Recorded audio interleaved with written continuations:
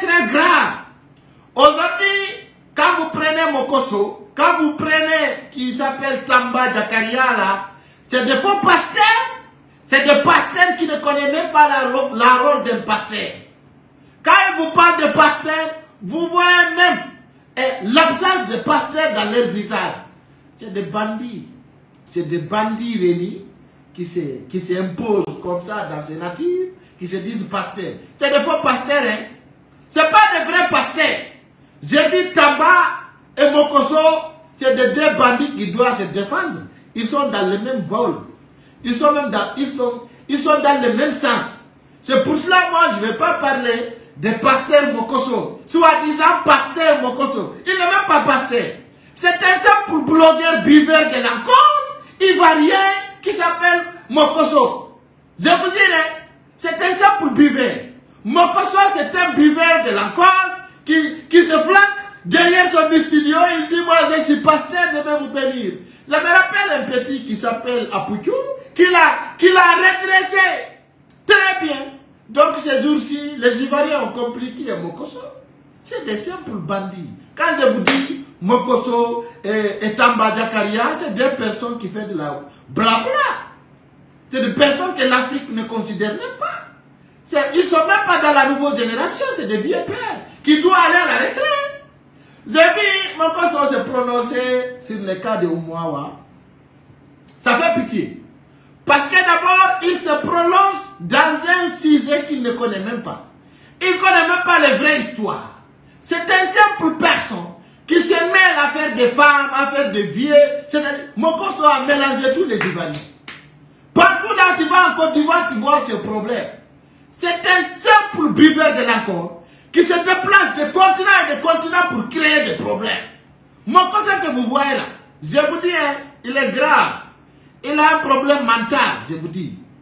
Donc, j'ai suivi une de ses vidéos. Il y a des gens qui m'ont envoyé une de ses vidéos, bien sûr. Là où il dit les femmes guinéennes, les filles guinéennes, ceci, c'est ça.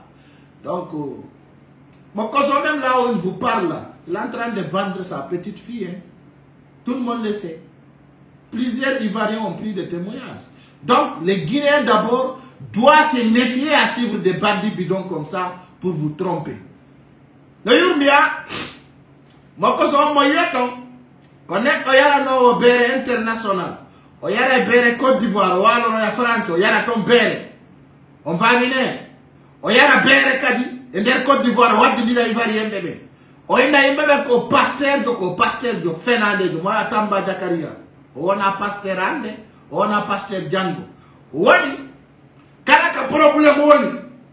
Kono beno de Mokoso kone do Fenande jo tawdo ko fek ala ka hiki ala ko arno no pirida e pay koy o pirida e moko babe o pirida e sukabe kanko moyi wo kase ko makoko tellement grave ko pasteur de Fenande be ok o muawa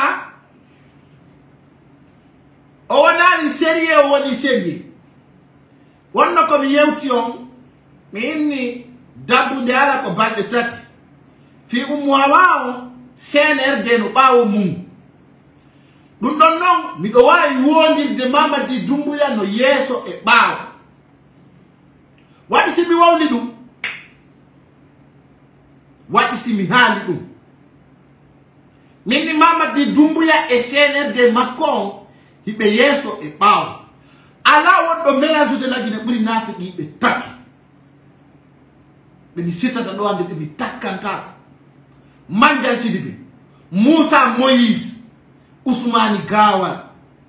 Be si la Guinée hubbi yite be tawa yeso e bawo. Kala kadi ko wat épargnata be tato do. Wi modda fillito.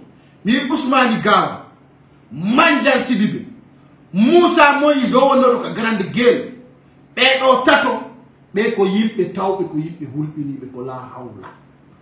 On andata no be ko bandi ko délinquant ko nafigibe ko yimbe hawnibe mi pay ko zareani to be porte en plainte ti nyaawore no wodi mi darto mi wala na be détail